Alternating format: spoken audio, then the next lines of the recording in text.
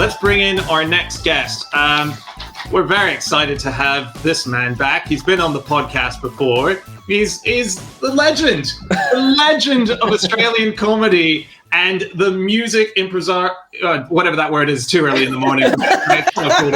Can't do it. Well, you regretted that really quickly, Dan. And I backed out. I saw it coming out of my mouth. I was like, let's bring that back in. That's not happening. All right. It is time for fact number 25. It is, ladies and gentlemen, Tim Minchin. Wow. Hey. Yeah. Hello, fishies. Hello. Hey, Tim. Hi, Tim.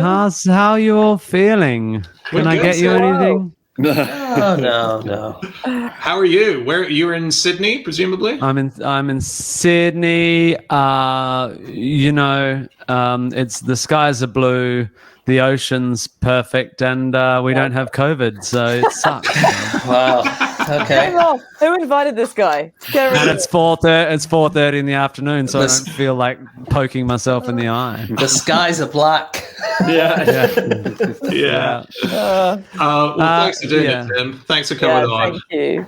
And It's a pleasure. why don't we kick into it? Let's get into fact number 25, and that is Tim Minchin. Oh, do I read it? Yeah. Yeah. I don't know where it is.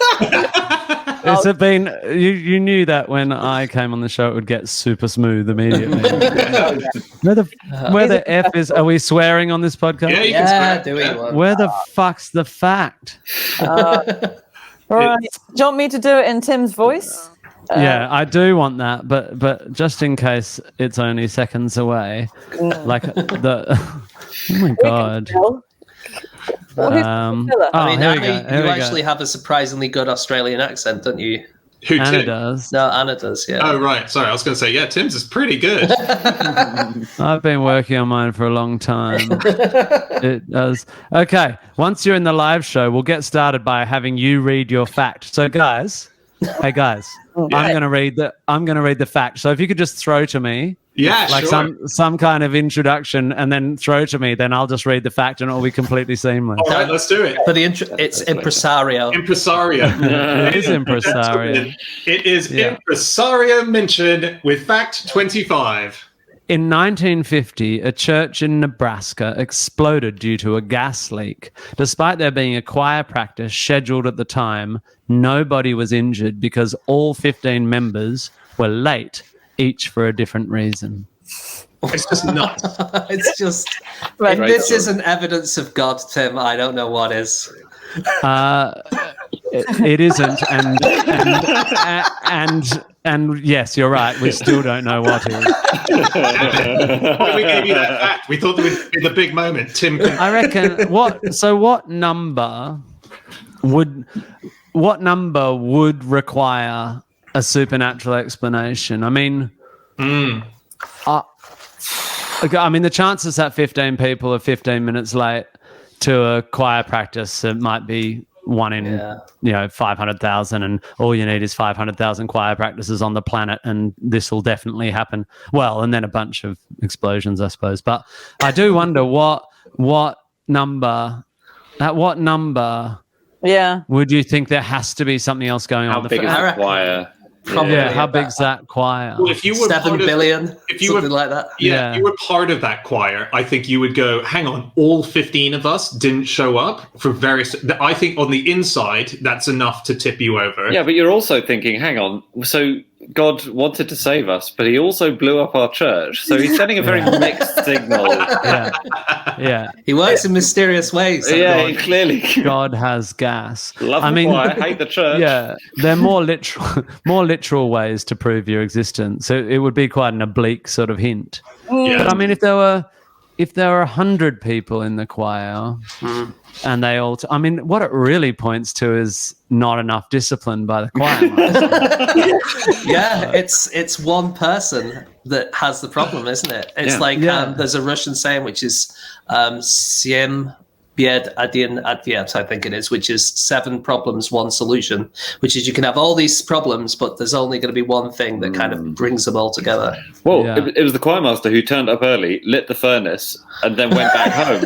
So really? Was it? Yeah, it was the vicar. He sounds like an absolute idiot. He was actually Mr. Bean, wasn't he?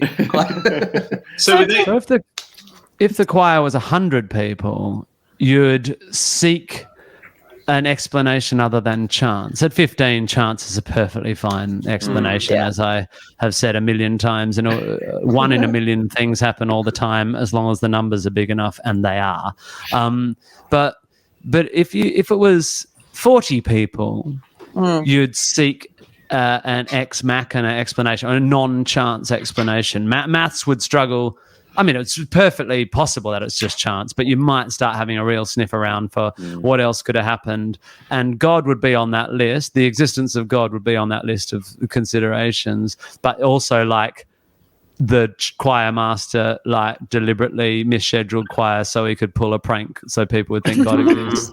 And or just that prank. Really undisciplined daylight choir. savings time. Daylight savings, yeah. What kind of? I mean, the choir master doing that is really self-defeating, because that's only going to encourage them to be even later in future. That's totally, but incentivizing punctuality. Yeah, they'll be tardy, but they'll no longer be doubtful. Yeah.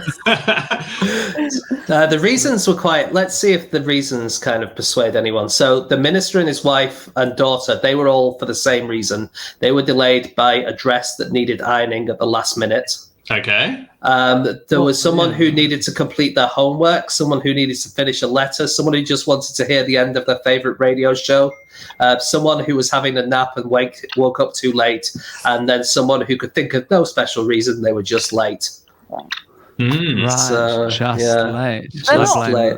There's not a single excuse I just heard that I wouldn't still punish the person. What? I wanted to hear the end of my favourite show. I was having a nap. It's not good enough. It's not good enough. You want to be a part of this choir. Holy shit, Anna. You would be the worst choir master, punishing everyone when they're 15 minutes late. If your favourite show is on every week, then you have a choice to make in life, don't you? It's not like your favourite show suddenly ran over. Radio schedules don't work like that. Yeah. No.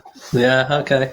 You need to either quit the choir, shift the choir, or quit the radio show, or accept that you're going to miss the punchline every week.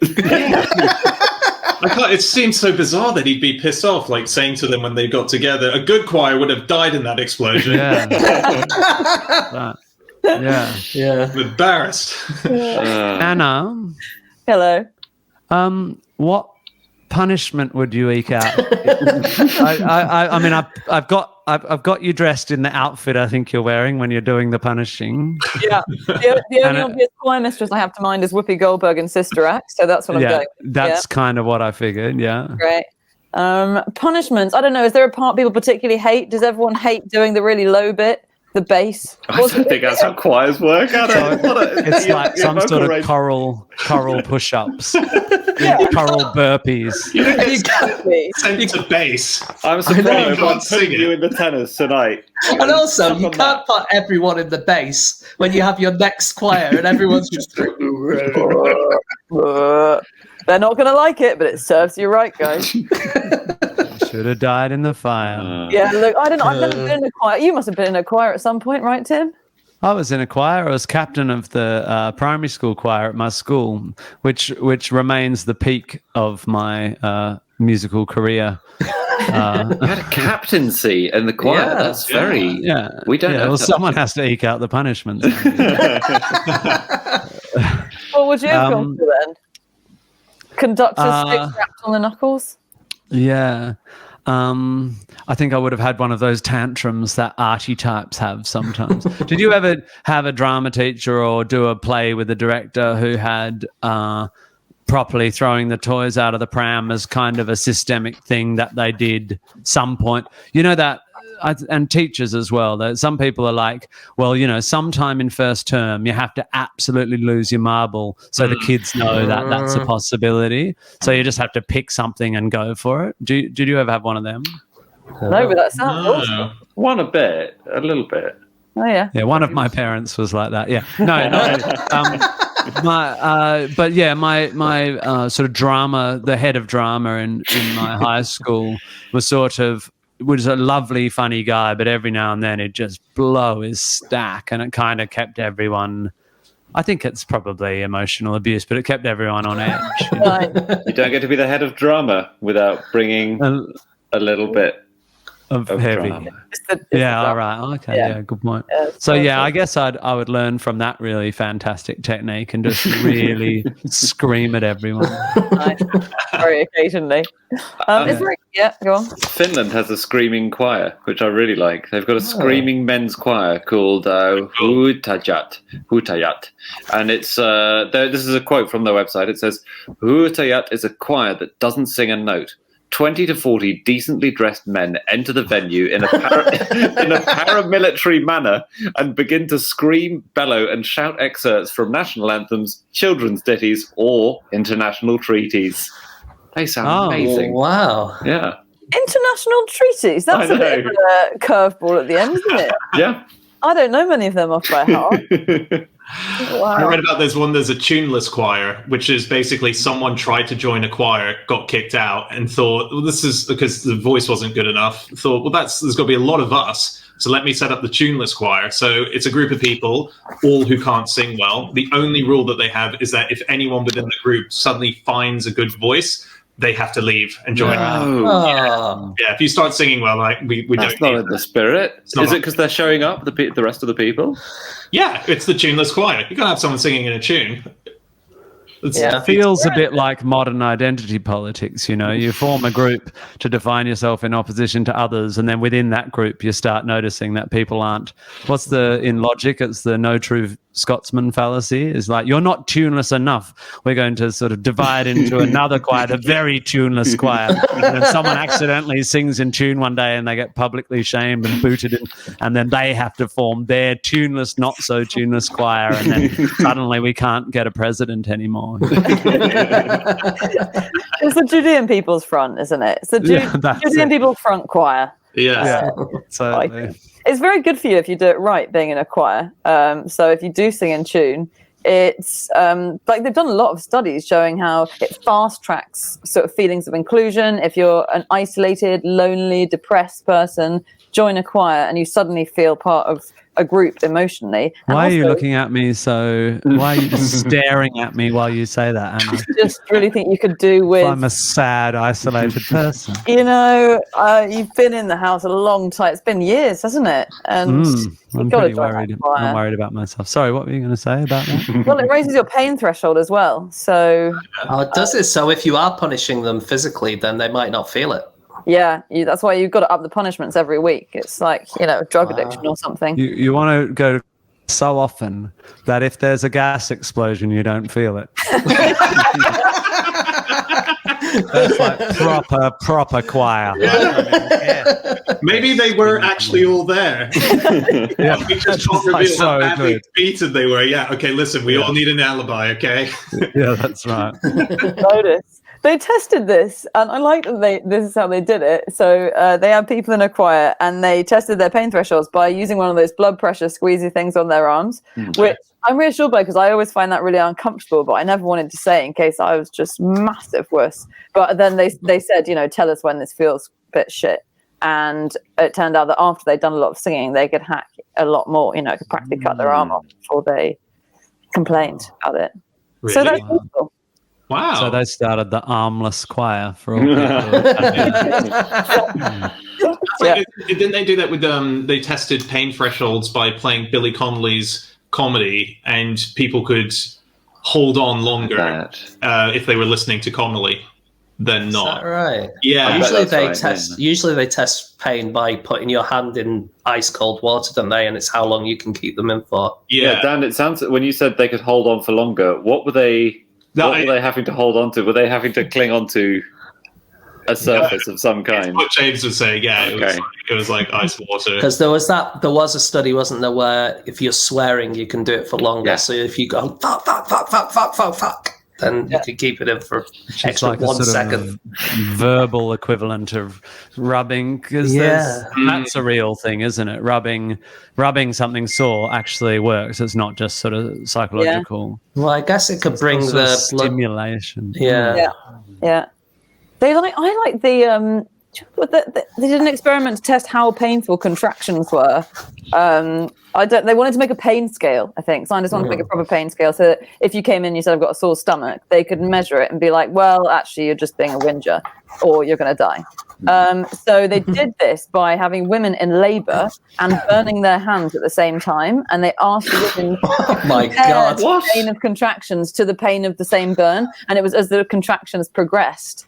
And they had a real issue, and it would be like, when you're right at the end, that's obviously very extreme pain. So we can then give this a rating of 10 and compare it to how many candles worth of burn that is.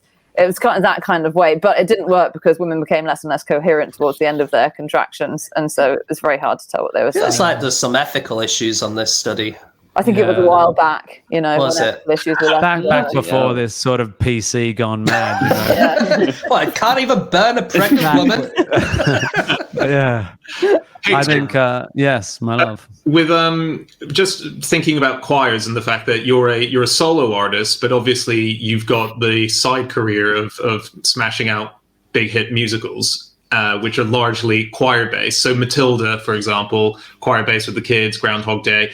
Is there more excitement in writing for a choir? Have you ever done that before?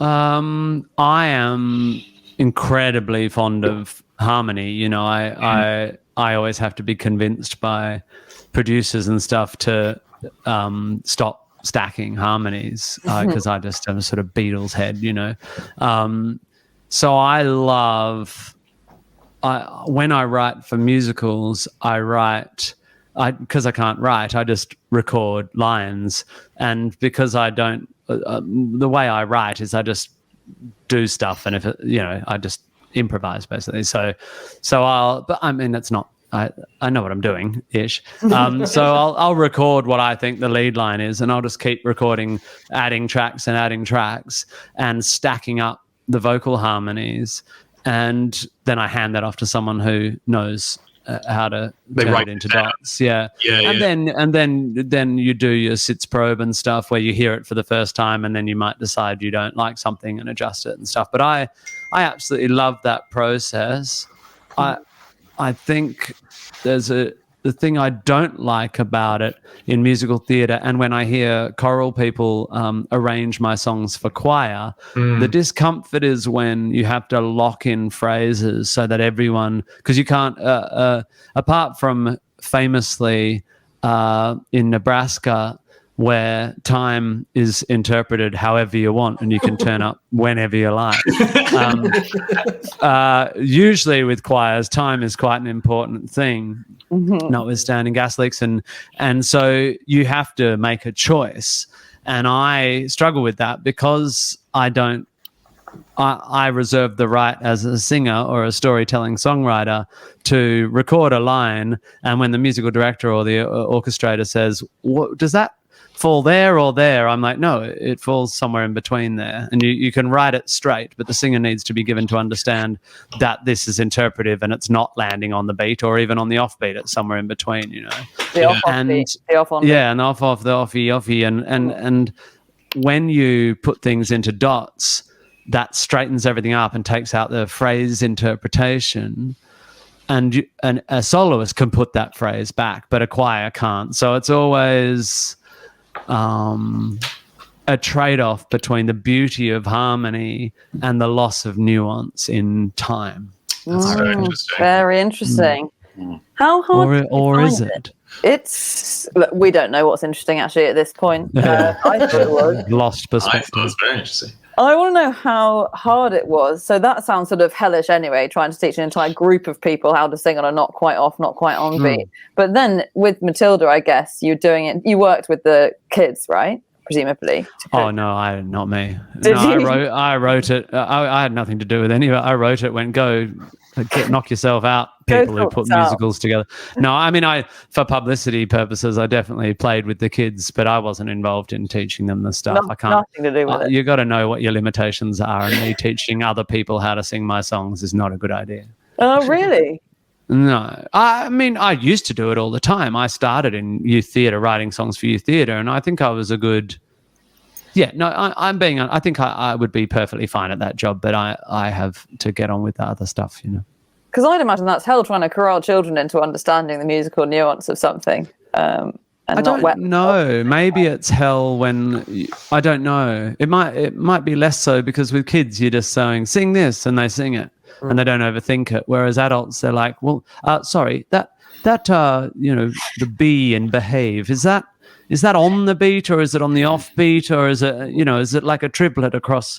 And you're just like, I don't know, mate. It's just make it sound like you care. So I think kids are. I think Okay. when I've been in those kids' rehearsals, it's just joyous. And the whole point of Matilda's success is that we gave kids impossible tasks and they did them. And now audiences get to watch how it's a musical about a kid who's a miracle performed by kids that seem miraculous, you know? Yeah. Yeah, they are incredible. And when you say miracle, Tim, are you, this is a secular miracle? It's Well, if you, James, were properly across the canon, you would know that the entire first song, Miracle, examines exactly that problem. And at one point, the song, the clown or the children's entertainer goes, "One can hardly move for beauty and brilliance these days. It seems that there are millions of these, one in a millions these days. Specialness is de rigueur, above average is average, go figure. Is it some modern miracle of calculus that such frequent miracles don't render each one unmiraculous?" oh wow! I mean, It's in the first 3 minutes of a children's musical. You didn't do the classic thing that people do when sitting near a piano. You didn't turn and just suddenly. I've had my facts debunked before, but never in song. Well, you come to the right. Well, I've got a scientific choir thing, if you like. Okay. So this is, and it's a COVID-y thing as well, actually. This is about Salisbury Choir.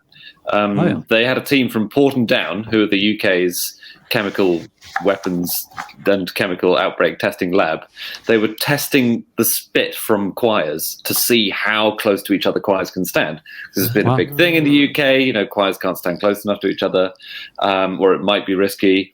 And so they've just been sending scientific teams to listen to choirs singing and measure.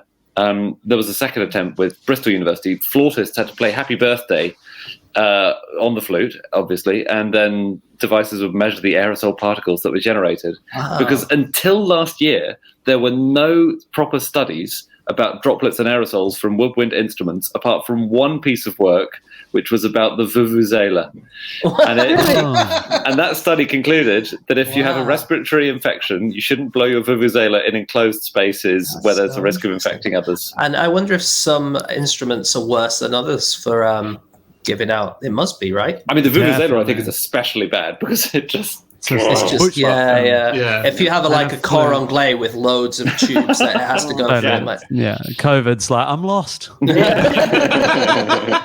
Also, the vuvuzela, people are rarely playing a gentle melodic lullaby on the vuvuzela, are they? There's quite often a lot of spit involved. No, they're angrily trying to spread their germs, and it happens to have a sound. Yeah. I think my favourite bit of Andy's whole explanation was the flautists are asked to play Happy Birthday on the flute. Yeah. I thought that was good. I thought it'd be weird to assert that a flautist was asked to play Happy Birthday and for the audience to go, on what instrument? And he's like, I'm not going to be cancelled again for non-specificity. We aim for clarity. Flautus, they're so unpredictable. What's in the case expect them this to be week? blowing on one thing and they're blowing on another. I reckon Flute would spread it a lot because you're really throwing air across. It's like blowing across the bottle, right? So you're not, you don't blow into a flute, you blow across it. So you're basically, the flute's barely getting in the way of your ability to spread. Yeah, because I think all those brass instruments, they all have spit valves anyway, don't they? So the spit must stay in there, quite a lot of it. Yeah, right? that's right. I don't. Yeah. So I mean, I agree that the flute is probably bad for other people. Playing the clarinet, I remember you'd always end up with sort of dribble on your upper thigh by the end. Well, if you're good enough. Hey, I'm going to go if I had a pound for every time doing something quite well, I ended up with dribble on the top of my inner thigh. You'd have a fiver at least. I'd have 320. Hey, Tim, I've just suddenly remembered a fact that we did on Fish, which was to do with Groundhog Day, and maybe you can hopefully verify that this is true, but is it right that Groundhog Day, Bill Murray came to watch Groundhog Day, and then he left, and then the next night, he came to watch Groundhog Day. Yeah, he did. And he Bill Murray'd it. He Bill Murray'd it. Lovely. Yeah, and I don't know. So on Broadway, he came too late. We needed him to come early so he could make a media story out of it. By the time he came, it was kind of about to close. But the difficult thing with Bill Murray is it's hard to pick his motives because he's bonkers. And I like to think he came to see Groundhog Day twice in 2 nights because he loved it so much. But I think it's equally possible he just thought it would be funny. Yeah, definitely. It's a combination of both. It must be, right? I just so wish, that he was there every night. Yeah. That just would have been. It was really, really good. He really liked it too. I believe. It sounded like you were the missing element to the original movie, in his opinion, which was the sort of deeper philosophical take on what something like waking up over and over and reliving your life would be, which I know he almost fell out with Harold Ramis over, I believe. And that sounds like it's something that you brought to the table. Well, what's interesting is Danny Rubin, who wrote the original screenplay, had his script picked up, and Harold and Bill both had a huge influence on it. And Danny got, as is so often the case, got quite sort of put outside while they made the movie. And Harold Ramis was obviously a brilliant comedy director, and that movie reeks of his style of comedy. I'm absolutely sure that Bill wanted it to be a bit darker, more art house, and Danny wanted it to be incredible. Like, Danny's properly outside thinker, you know. And so we wrote Groundhog Day with the original screenwriter, Danny Rubin, and Danny was very keen to just throw the whole structure of the movie out and make something much more conceptual and wacky. And Matthew and I sort of said, it is one of the greatest structures of all time. Yeah. Let's not throw the baby out with the bathwater, but we definitely want to lean into the philosophical implications of the quandary, you know, and not the philosophical, the metaphorical potential of the quandary, because, of course, what it acts as is a metaphor, and it says a lot about how we should live our lives and how we should dig ourselves out of depression and all this stuff that has become deeply relevant. Yeah. And I think absolutely Groundhog Day always had that potential to carry the weight. And the reason I said yes to writing the musical is that I believed it. I don't like film to stage adaptations. I certainly don't like people just cashing in on popular films in order to make more money in a different form. I did believe this had foundational strength to carry a lot more metaphor and philosophy than the movie asked of it. And I think we went about trying to do that. And that's why some people who've seen Groundhog Day think it's the greatest thing they've ever seen and absolutely love it. And some people went, is this a musical? Because it was so dense, you know, huge amount of ideas per second, especially with Matthew's incredible eye. However, I wouldn't I wouldn't. That's not a criticism of the film. If Ramis hadn't done his light touch, it wouldn't have become a massive hit. It would have been a like European art house wank fest. Yeah, no, it's because of what he did that it's so loved. I think. Yeah, absolutely. So we got to take it in another direction only because, exactly as you say, because it was such a solid piece of work. Yeah. Oh no, I know you're going to wrap us up, but I'm so desperate to hear it. I now just want to listen to the whole Groundhog Day soundtrack. Anna, I can't listen to it because it slightly broke my heart. And nowadays, because I miss your dad, I find it really, really hard. Really? Yeah. Oh, we listen to it plenty. I know. Well, that's the thing. That says something about the way I manage stuff. I'm like, don't want to think about that. Moving on. Something fun and plonky. All right. We won't make you sad. We are going to have to wrap up in a second. Tim, it's so lovely to see you again. Thank you for coming on this show. Yeah, I absolutely love talking to you guys. Please don't leave me out for 3 years this time. How long's it? It's 5 years? I mean, Jesus, was I that bad? Mate, you're coming back next week with comments like that. So great. I'd love to do it again. Didn't we almost do a live thing together, but we weren't you in Australia and I couldn't do it? Yeah, that's right. Yeah. We missed each other. Yeah. Anyway, I've just put a UK, English mostly, tour on sale. Nice. So I'm actually heading over there late in the year, which feels like a pipe dream, but certainly if you follow the graphs, it's possible, isn't it? Yeah. Let's do it. Let's make it happen. Tim, is there any chance you could play us out here while we give a little? Yeah. That'd be great. Is this on the beat or off the beat, Dan? Sorry. Here we go. Here's a bit of Groundhog Day, and then you just turn me off when you don't like it anymore. Tomorrow, spring will come, and then there will be blue skies, my friend, bright eyes and laughter. Tomorrow there will be sun. And if not tomorrow, perhaps the day after.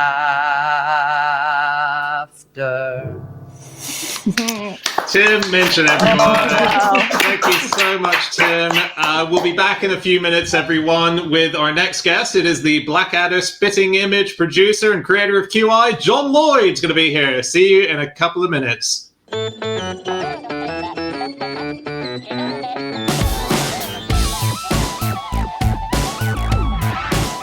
Hey everybody, we hope you enjoyed watching that video from our 20-hour-long No Such Thing as a Fish comic relief marathon. There are plenty more videos to watch, but before you watch them, we're going to ask you to donate to the cause that we did this for. Go to the link below and you will be sent to comicrelief.com/fish where you can donate and help change lives. Donate now.